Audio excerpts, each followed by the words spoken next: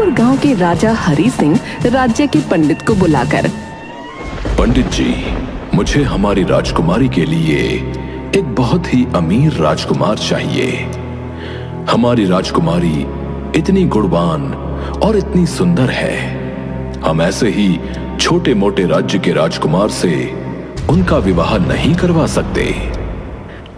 जी महाराज, हमारे पास के राज्य के जो राजकुमार हैं वो बहुत ही अमीर हैं। आप कहें तो मैं उनसे राजकुमारी के विवाह की बात चला दूं। तभी राजकुमारी राधिका भी वहां पहुंच जाती है।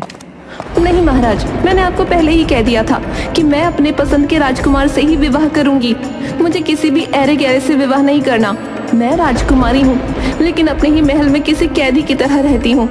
गुस्से में वहां से चली जाती है और अपने कमरे में जाकर रोने लगती है। अगर मैं विवाह भी अपने पसंद के लड़के से नहीं कर सकती तो मैंने फैसला कर लिया है, मुझे नहीं जीना।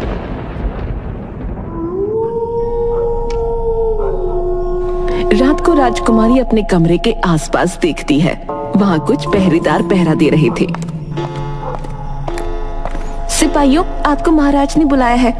राजकुमारी के कहने पर सभी सिपाही वहां से चले जाते हैं। राजकुमारी छुपते छुपाते महल से बाहर निकलती है और एक नदी किनारे जाकर बैठ जाती है। बस अब मैं और नहीं जी सकती। मुझे ऐसी जिंदगी नहीं चाहिए जहाँ कोई आजादी ही ना हो। और कूदने लगती है। तभी कोई पीछे से उसका हाथ पकड़ता है। छोड़ो, छोड़ो मेरा हाथ, मुझे मर जाने दो। मैं तंग आ गई हूँ ऐसी जिंदगी से। लेकिन तुम हो कौन और ऐसे जान क्यों देना चाहती हो? मैं पास के राज्य की राजकुमारी राधिका हूँ। मैं तंग आ गई हूँ अपनी जिंदगी से। क्या राजकुमारी होकर जिंदगी से तंग आ गई हो? फिर राजकुमारी मीना और चेतन को सारी बात बताती है। और मैं नहीं सह सकती, इसीलिए मैं महल से भाग गई। मुझे गुलामी की जिंदगी नहीं जीनी। अरे अरे राजकुमारी जी, आप फिक्र मत करो। आप हमारे घर चलो, हम आपका पूरी तरह से ख्याल रखेंगे। लेकिन तुम्हारे माता पिता? वो हमारे माता पिता नहीं है। तो फिर तुम दोनों? अरे नहीं, हमारा बड़ा भाई है ना किशन, वही हमारा भरण पोषण करता है। वो क्या है ना, हमारे माता पिता तो हमें बचपन में ही छोड़कर चले गए थे। उसके बाद से हमारे भैया ही हैं जो हमें पाल रहे हैं। लेकिन अगर हमें किसी ने देख लिया तो?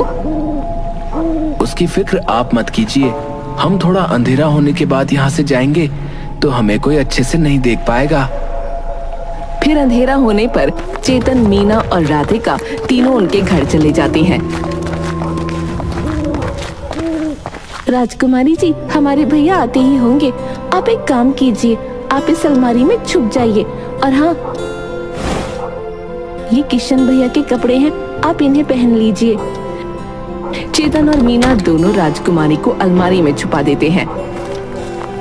थोड़ी देर बाद किशन खेत से आता है। अरे भैया, ये देखिए, मैंने आपके कपड़े रख दिए हैं। हाँ भैया, और ये लीजिए आपके लिए पानी। किशन को ये सब थोड़ा अजीब लग रहा था। अरे आज क्या बात है भाई, मेरी बड़ी खातिरदारी हो रही है। मेरे कपड़े भी रख दिए गए हैं, पानी भी ले आए। आखिर माजरा क्या है? तुम दोनों मुझसे कुछ छुपा रहे हो? नहीं नहीं नहीं भैया, कुछ भी तो नहीं। कुछ भी तो नहीं? वो क्या है ना, हमने सोचा कि आप रोज थके हुए घर पर आते हो, हमारे लिए इतना काम करते हो, तो हम आपके लिए इतना तो कर ही सकते हैं। फिर किशन हाथ मुंह धोकर कपड़े बदल लेता है और तीनों साथ बैठकर खाना खाने लगते हैं। तभी राधिका को अलमारी में घुटन सी होने लगी और धूल की वजह से छींक आ गई। अरे ये कौन छींका? चेतन और मीना दोनों एक दूसरे की तरफ देखते हैं। अच्छी, ओ भैया, आजकल ठंड बहुत बढ़ रही है ना, तो बस इसलिए छींक आ रही थी। अच्छी। किशन मीना की बात पर यकीन कर लेता है। राजकुमारी जी को तो ले आए, लेकिन उन्हें भी तो खाना खिलाना पड़ेगा। वो तो है, लेकिन भैया यहाँ से हटे तभी तो खाना खिला सकते हैं ना। ये लड़का कितना शांत और सुंदर है। पिताजी पैसों के चक्कर में ऐसे ही राजकुमार ढूंढ रहे थे, लेकिन ये तो किसान के वेश में असली राजकुमार है। चेतन को एक तरकीब सूझती है। चेतन मीना के कान में धीरे से फुसफुसाता है। मीना भी उसकी बात सुनकर खुश हो जाती है।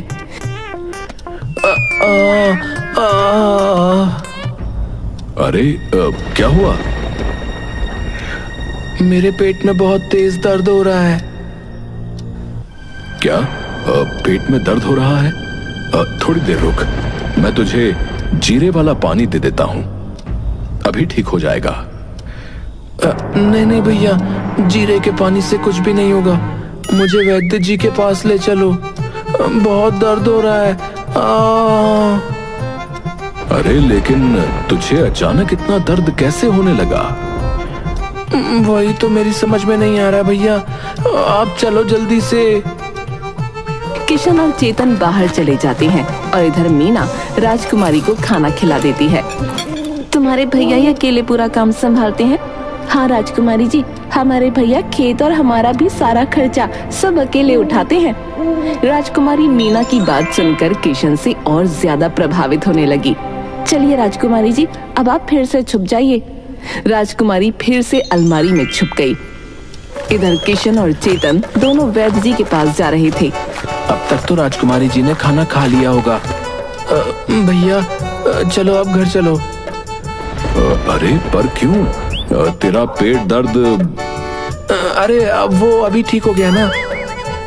ऐसे कैसे? अभी तो इतना तड़प रहा था और अब अचानक ठीक हो गया। एक बार वैद्य जी को दिखाते हैं। नहीं नहीं, अब जरूरत नहीं है, मैंने कहा ना मैं ठीक हो गया हूँ। ठीक है भाई, तो चलो फिर। किशन और चेतन दोनों घर पहुंचते हैं। तभी अचानक किशन की नजर झूठी थालियों पर पड़ी। अरे मीना, हम तो सिर्फ 3 ही लोग हैं, पर फिर ये चौथी थाली किसकी है भाई? अब तो पकड़े गए। अरे वो क्या है ना भैया, इस थाली में सब्जी धुल गई थी तो मैं इसे भी साफ करने के लिए ले गई। अगले दिन किशन फिर से खेतों पर चला जाता है और चेतन, मीना और राधिका तीनों घर पर होती हैं। मैं तो मरी गई थी उस अलमारी में, अगर मैं और थोड़ी देर वहां रहती तो मेरा तो दम ही निकल जाता। अच्छी। चेतन और मीना राजकुमारी की बात सुनकर जोर जोर से हंसने लगती हैं। फिर राधिका घर में चारों तरफ देखती है। क्या हुआ राजकुमारी जी? कुछ नहीं, लेकिन यहाँ कितनी धूल है, तुम दोनों यहाँ ठीक से साफ सफाई क्यों नहीं करते?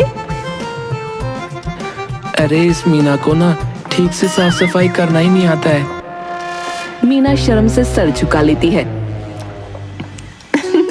कोई बात नहीं मीना, आज हम तीनों मिलकर पूरे घर की साफ सफाई करेंगे। और शाम तक राजकुमारी चेतन और मीना के साथ मिलकर पूरे घर को बिल्कुल साफ सुथरा बना देती है। अरे वाह राजकुमारी जी, आप राजकुमारी होने के बाद भी कितने अच्छे से काम करती हैं। आपने तो घर कितना सुंदर सजा दिया। हाँ, मेरी माँ ने मुझे सारे काम करने सिखाए हैं। उनका कहना है कि एक राजकुमारी को हर काम में निपुण होना चाहिए। देखा, तू भी सीख कुछ राजकुमारी जी से।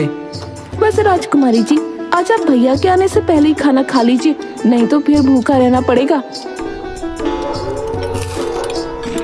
रात को। अरे अब ये मैं किसके घर में आ गया? हम दोनों ने मिलकर इसे अच्छा बना दिया है। तो तुम दोनों ने मिलकर इसे अच्छा बना दिया है। अरे वाह, आज से पहले तो कभी नहीं किया, फिर आज क्या हो गया भाई? फिर तीनों साथ में खाना खा लेते हैं और सो जाते हैं।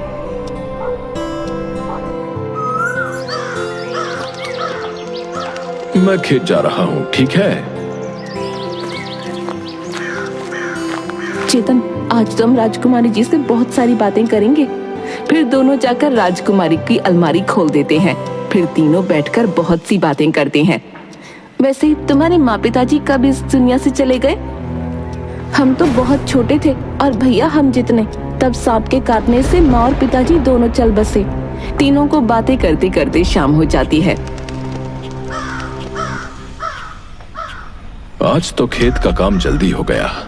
आज तो जल्दी घर जाऊंगा। और थोड़ी ही देर में किशन घर पहुंच जाता है तो सामने राजकुमारी को बैठा हुआ देखता है। अरे ये कौन है? अरे बाप रे, आज तो दरवाजा ही लगाना भूल गए। चेतन जल्दी से जाकर दरवाजा बंद कर देता है। अरे क्या हो रहा है ये सब? कोई तो मुझे बताओ कुछ। किशन भैया आप गुस्सा मत करना, लेकिन इधर राजमहल में कुछ सिपाही राजा के सिंहासन के सामने मुंह लटका कर खड़े थे। महाराज, हमने राजकुमारी को पूरे राज्य में छान मार लिया, लेकिन उनका कहीं भी पता नहीं चला महाराज। देखा महाराज, हमने आपको कितनी बार कहा था कि राजकुमारी जी को उनके जीवन के निर्णय खुद लेने दीजिए। अब देख लिया ना क्या परिणाम हुआ। पता नहीं मेरी बच्ची किस हाल में होगी। हाँ रानी साहिबा, मुझे क्षमा कर दीजिए, मुझसे भूल हो गई। महामंत्री जी, आप आसपास के राज्यों में भी खबर फैला दीजिए और राजकुमारी जी का चित्र सभी जगहों पर लगवा दीजिए और हर जगह ढिंडोरा भी पिटवा दीजिए। जी जी महाराज जी। चलो सिपाहियों।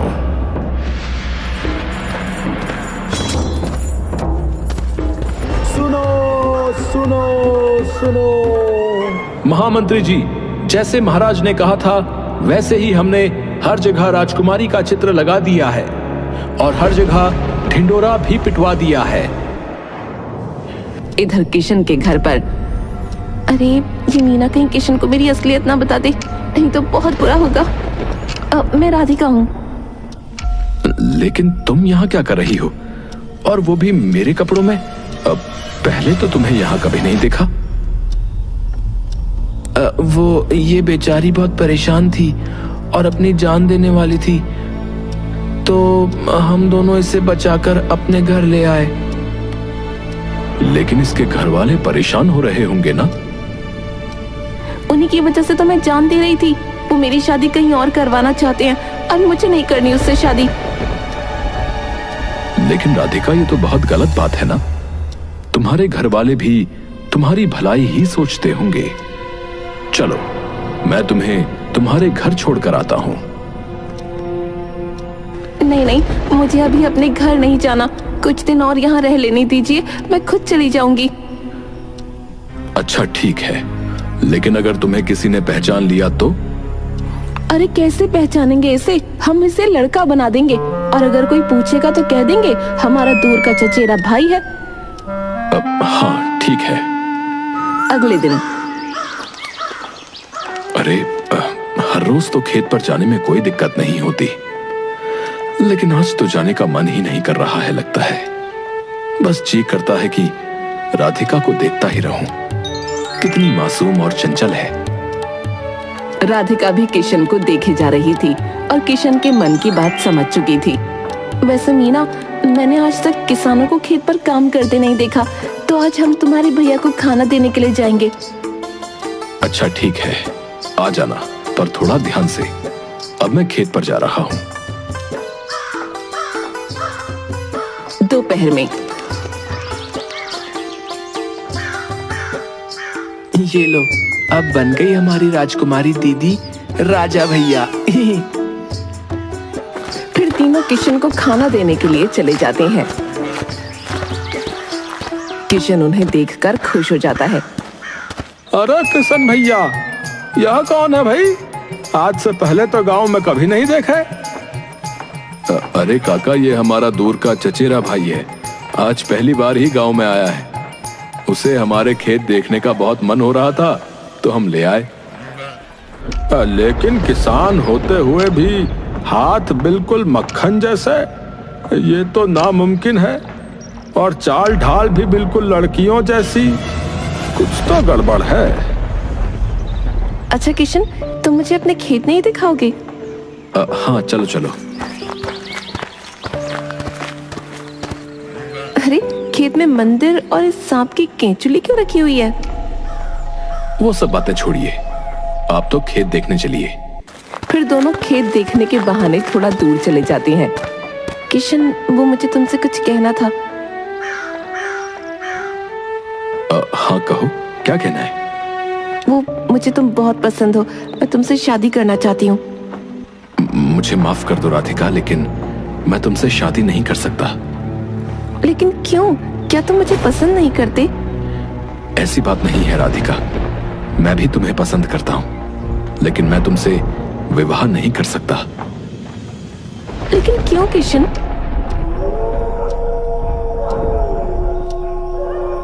रात को सब लोग साथ में घर पहुंच जाते हैं। राजकुमारी जी, अब आप ये मूंछ और पगड़ी निकाल सकती हैं।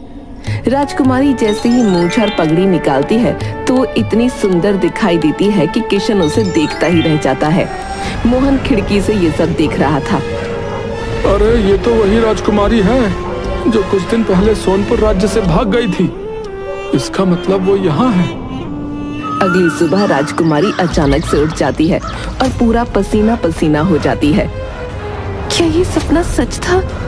फिर राजकुमारी को किशन के माता पिता की तस्वीर पर एक सांप लिपटा दिखाई देता है। सांप! सांप! अरे क्या हुआ राधिका? राजकुमारी जैसे ही फिर उन दोनों की तस्वीर की तरफ देखती है, वहाँ सांप नहीं होता। लगता है आपने कोई बुरा सपना देखा होगा।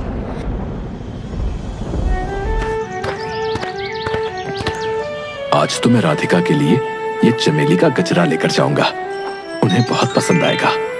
लेकिन जब किशन घर पहुंचता है तो देखकर हैरान हो जाता है।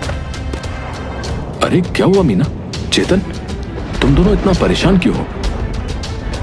भैया, वो राजकुमारी जी कहीं नहीं मिल रही। क्या? लेकिन राधिका कहाँ जा सकती है? भैया, हमने आपसे झूठ कहा था, वो एक राजकुमारी है। और फिर चेतन किशन को सारी बातें सच सच बता देता है। लेकिन तुमने मुझे पहले क्यों नहीं बताया? क्योंकि हम डर गए थे कि अगर आपको सच्चाई बता देंगे तो आप उसे यहाँ रहने नहीं देंगे। तीनों सब जगह राधिका को ढूंढने लगते हैं, लेकिन राधिका कहीं नहीं मिलती। इधर मोहन राजा के सिपाहियों के साथ किशन के घर पहुंच जाता है। इन तीनों ने ही राजकुमारी जी को यहाँ छुपा कर रखा है। अरे लेकिन मुझे तो पता ही नहीं था कि वो राजकुमारी है। अरे हर जगह राजकुमारी जी का चित्र लगा हुआ है, क्या तुमने उन्हें नहीं देखा? अरे भाई, मैं किसान आदमी हूँ, दिन भर मेरा खेत पर निकल जाता है और रात होने के बाद घर जाता हूँ, तो भला किसकी तस्वीर देखा करूंगा? और वैसे भी राजकुमारी जी हमें भी नहीं मिल रही। सिपाहियों, ले चलो इन तीनों को महाराज के पास। बताओ, तुमने राजकुमारी को कहाँ छुपा कर रखा है? महाराज, हमें नहीं पता कि राजकुमारी कहाँ चली गई है। इधर इन सब बातों से अनजान राजकुमारी एक घने जंगल में नदी के पास खड़ी हुई थी। शायद ये वही जादुई नदी है जो किशन की माँ ने बताई थी। राजकुमारी जैसे ही एक पैर नदी में रखती है, वहाँ एक सीढ़ी बन जाती है। राजकुमारी उसे पार करके नदी के अंदर चली जाती है, जहाँ नागलोक था। ए लड़की, कौन हो तुम और यहाँ कैसे आई? फिर राजकुमारी नाग देवता को सारी बातें बताती है। मुझे किशन की माँ ने सपने में दर्शन देकर सारी बात बताई और इसीलिए मैं आपसे माफी मांगने आई हूँ। आप उनके परिवार को माफ कर दीजिए। वैसे भी किशन के दादा ने कुछ भी जानबूझकर नहीं किया था।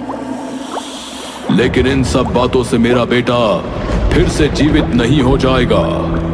नाग देवता, मैं आपके बेटे की कैंचुली संभाल कर लाई हूँ। मुझे किशन की माँ ने बताया था कि अगर आप अपने सिर की मणि को इसकी कैंचुली पर रख दें तो आपका बेटा फिर से जीवित हो सकता है।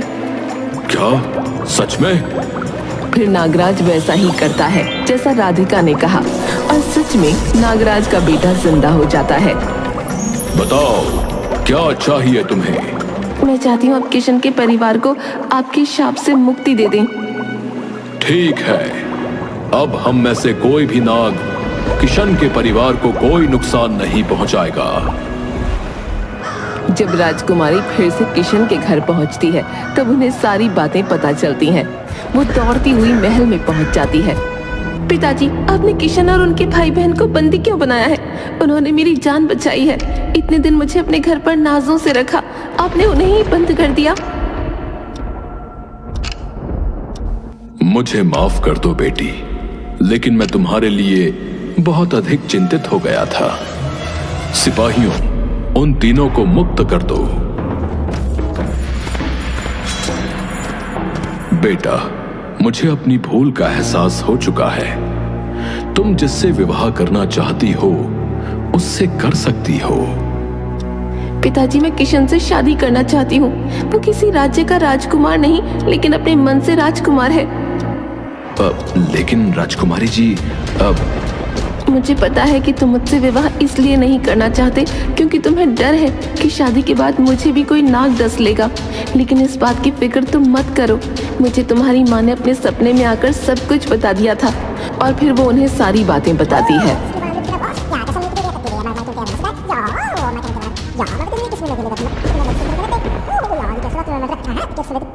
वाह राजकुमारी वाह, आपने बहुत ही बहादुरी का काम किया है। हमें गर्व है कि आप हमारी पुत्री हैं। और फिर किशन और राधिका की शादी करवा दी जाती है।